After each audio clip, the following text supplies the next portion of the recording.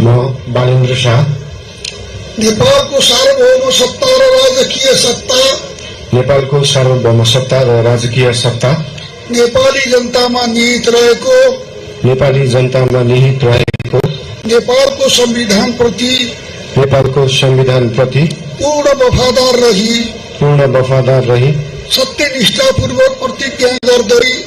सत्यनिष्ठापूर्वक प्रतिज्ञा गर्दै ईश्वर देश र जनताको नाममा शपथ लिन्छु कि प्रधानमन्त्री पदको जिम्मेवारी प्रचलित कानूनको पालना गरी मुलुक र जनताको भलो चिताई कसैको डर नमानी पक्षपात नगरी पूर्वाग्रह वा खराब भावना नलिई ईमानदारीका साथ गर्नेछु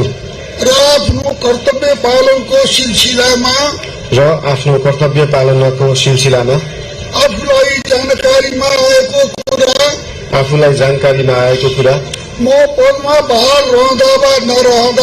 म पदमा बहाल रहँदा वा नरहँदा जुनसुकै अवस्थामा पनि प्रचलित कानूनको पालना गर्दा बाहेक अरू अवस्थामा कुनै किसिमबाट पनि प्रकट वा संकेत गर्ने छैन। धन्यवाद।